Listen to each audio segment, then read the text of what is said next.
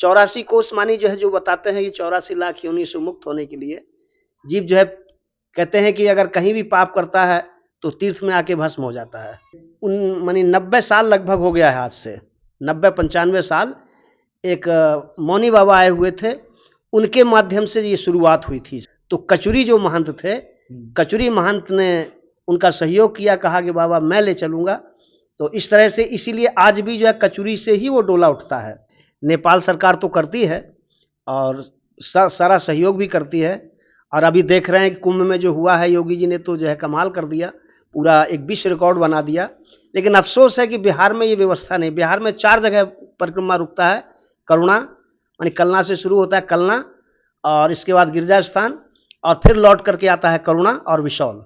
4 जगह आता है, लेकिन चारों जगह अफसोस है कि जो है बिहार सरकार इसमें किसी प्रकार का कोई योगदान नहीं करता है। मिथिला नगरी के में प्रभु श्री राम और माता जानकी कण कण में बसा हुआ है, और आज इसी मिथिला पर बात करने के लिए हम उपस्थित है मिथिला मध्यमा परिक्रमा पर। नमस्कार, मैं विक्रम भगत नागवंशी और आप देख रहे हैं मधुबनी न्यूज। हमारे साथ मौजूद है राम भूषण दास निर्मोही, जो बाबा राम जानकी मंदिर कलना के यहाँ पर रहते हैं, और हम पहुंचे हैं इनसे जानने के लिए कि आखिर मिथिला मध्यमा परिक्रमा क्या है। क्योंकि एक होता है, अभी जो नई पीढ़ी है उन्हें पता नहीं है परिक्रमा के बारे में, और हमारे जो पौराणिक चीजें हैं, पौराणिक काल में क्या हुआ था, उस संदर्भ में हम जानेंगे। बाबा, मिथिला ये जो मध्यमा परिक्रमा है ये है क्या? पहले तो आपके सभी दर्शकों को सीताराम। ये परिक्रमा जो चलती है, इसके लिए बताते हैं, राम सीताराम जी का जो विवाह हुआ है उसके बाद नगर भ्रमण करने के लिए वो डोला जो है राम जानकी का चलता है, मिथिला विहारिणी जो। और ये 84 कोस जो होता है, ये मिथिला मानी जनकपुर धाम हुआ जी। अब मिथिला तो बताते हैं कि 100 योजन में है जी, क्योंकि 100 योजन में मिथि महाराज ने बसाया था इसको। ये जनकपुर जो है 84 कोस में है, जिसके लिए आज हम जनकपुर कहते हैं। वो तो अंतगृह, मतलब उतने में राजा जनक का महल था, वो जो है जनकपुर का जो है मतलब उनका दरबार है। तो बताते हैं राम जानकी का जो विवाह हुआ, विवाह के उपरांत जो है ये उनको नगर भ्रमण कराया गया, इसीलिए डोली जो है उनकी चलती है मिथिला बिहारी की। तो इस तरह से जो है ये परिक्रमा माना गया है। और दूसरी बात बताते हैं कि हर तीर्थ में 84 कोस का परिक्रमा है। यहाँ भी है, चित्रकूट में भी है, अयोध्या में भी है, वृंदावन में भी है, ये हर जगह है। 84 कोस मानी जो है, जो बताते हैं ये 84 लाख योनि से मुक्त होने के लिए जीव जो है, कहते हैं कि अगर कहीं भी पाप करता है तो तीर्थ में आके भस्म हो जाता है, और तीर्थ का किया हुआ पाप अक्षुण्ण हो जाता है। इसलिए जो है ये परिक्रमा का विधान है कि यहाँ के भी सारे पाप नष्ट हो जाते हैं और पुण्य प्राप्त होता है। तो यही परिक्रमा का विधान है। और ये परिक्रमा वैसे यहाँ पहले तो, क्योंकि ये धीरे धीरे सभी लोगों ने ये मानी 90 साल लगभग हो गया है, आज से 90-95 साल एक मौनी बाबा आए हुए थे, उनके माध्यम से ये शुरुआत हुई थी इसकी। उन्होंने जनकपुर में जो है कई मंदिरों में जाकर के कहा कि भाई आप डोला ले चलिए और हमें 84 कोस का परिक्रमा करना है, लेकिन किसी ने भी जो है उनका सहयोग नहीं किया। तो कचुरी जो महंत थे, कचुरी महंत ने उनका सहयोग किया, कहा कि बाबा मैं ले चलूंगा।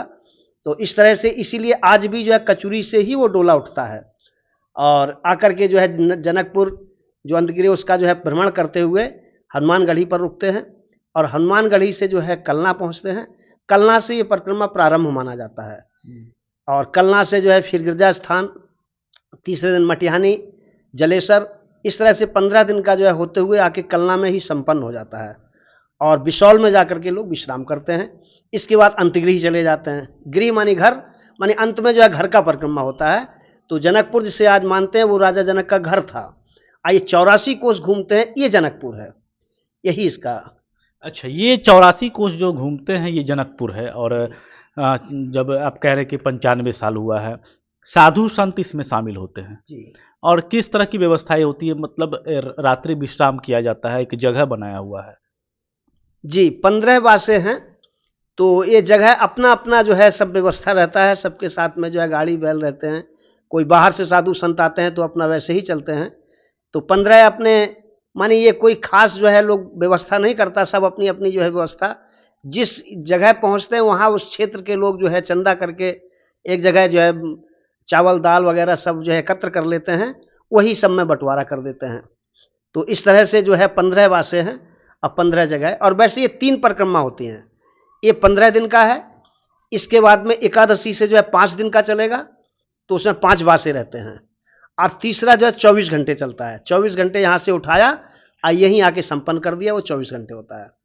तो इस तरह से ये परिक्रमा 3 परिक्रमा है। और कहा जाए जिस तरह से हम बात करेंगे बाबा की, जिस तरह से नेपाल में नेपाल सरकार, नेपाल के स्थानीय सरकार और जो वहाँ के सरकार है, वो परिक्रमा यात्रियों के लिए व्यवस्थाएं करती है, वहाँ पर भोजन से लेकर के लाइट वगैरह सबका। लेकिन जब वही परिक्रमा अपने भारत में प्रवेश करता है तो भारत या बिहार सरकार के द्वारा किसी प्रकार की व्यवस्था नहीं होती है। और वहीं अभी उत्तर प्रदेश प्रयागराज में कुंभ मेला था, वहाँ की व्यवस्था जब सरकार ने किया था अपने तरफ से, यहाँ भी परिक्रमा के कोई लगभग 3 से 4 लाख साधु संत इसमें शामिल होते हैं, लेकिन व्यवस्थाएं नहीं है। कितनी परेशानी होती है? जी, ये सबसे बड़ी बात है। नेपाल सरकार तो करती है और सारा सहयोग भी करती है। और अभी देख रहे हैं कि कुंभ में जो हुआ है, योगी जी ने तो जो है कमाल कर दिया, पूरा एक विश्व रिकॉर्ड बना दिया। लेकिन अफसोस है कि बिहार में ये व्यवस्था नहीं। बिहार में 4 जगह परिक्रमा रुकता है। करुणा यानी कलना से शुरू होता है, कलना, और इसके बाद गिरजा स्थान, और फिर लौट करके आता है करुणा और विशौल। 4 जगह आता है, लेकिन चारों जगह अफसोस है कि जो है बिहार सरकार इसमें किसी प्रकार का कोई योगदान नहीं करता है। पुलिस भी रहती है जैसे तैसे जो है शासन व्यवस्था जो है, लेकिन उसका भी कोई उतना सहयोग नहीं देखते हैं। और बाकी तो कोई व्यवस्था होती नहीं, लेकिन होना चाहिए, क्योंकि बाहर से साधु संत आते हैं। ये विश्व प्रसिद्ध है, क्योंकि यहाँ की जो है बात पूरे विश्व में जाती है। और भारत के कोने कोने से तो साधु संत आते ही हैं, और कुछ बाहर से भी जो है मानी विदेशों से भी कुछ पर्यटक आते हैं। तो इसलिए बिहार सरकार को चाहिए कि इस परिक्रमा में जो है बढ़ चढ़ करके भाग ले, क्योंकि ये तो समय समय से साल में एक ही बार आता है।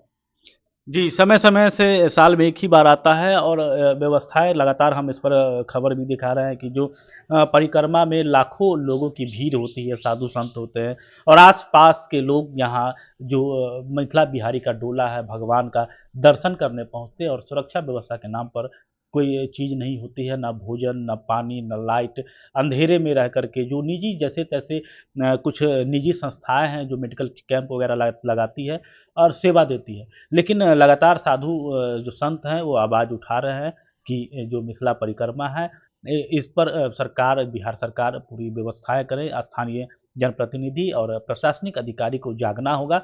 और जो हमारे पौराणिक कहा जाए बाबा, यह पौराणिक धरोहर है जी, और पौराणिक गाथाएं हैं। और जिस तरह से इस बार देखा जा रहा है कि इसमें भीड़ कम है, कहीं ना कहीं लग नहीं रहा कि धीरे धीरे यह विलुप्त होने के कगार पे जाएगा। जी हाँ, भीड़ जो है कम है। इसका तो मुख्य कारण ये भी है कि इस बार महाकुंभ पड़ा हुआ था, और दूसरी बात है कि उपेक्षा, सरकार की बहुत ज़्यादा उपेक्षा रहती है, क्योंकि सभी लोग चौरे में पड़े रहते हैं। ना लाइट की व्यवस्था है, माने ना खाने पीने कोई व्यवस्था है ही नहीं। वो तो क्षेत्रीय लोग जो है चावल दाल इकट्ठा कर लेते हैं, वही थोड़ा थोड़ा दे दिया जाता है। अब बाहर से साधु आते हैं तो उनको तो बहुत ही ज़्यादा परेशानी होती है। इसलिए सरकार से निवेदन है, या यहाँ के जनप्रतिनिधियों से निवेदन है कि कम से कम जो है इस पर विशेष ध्यान दिया जाए। निश्चित ही इस पर ध्यान देने की ज़रूरत है। बाबा हमारे साथ थे रामभूषण दास निर्मोही, जो लगातार है तो अयोध्या के ही, और लगातार यहाँ रह करके, मिथिला में रह करके मनोकामना नाथ मंदिर है, वहाँ बहुत सारे यज्ञ संबंधित कई कार्य किए हैं और लगातार यहाँ बने हुए हैं और धर्म की सेवा कर रहे हैं। तो बने रहे मधुबनी न्यूज़ के साथ। हमें यूट्यूब पे देख रहे हैं तो सब्सक्राइब करें, हमें फेसबुक पे देख रहे हैं तो हमारे पेज को लाइक करें। बहुत बहुत धन्यवाद। आप हमारे मधुबनी न्यूज़ को फेसबुक पे देख रहे हैं तो पेज को लाइक करें, यूट्यूब से देख रहे हैं तो हमारे चैनल को सब्सक्राइब करें और बेल आइकन को दबाना ना भूलें।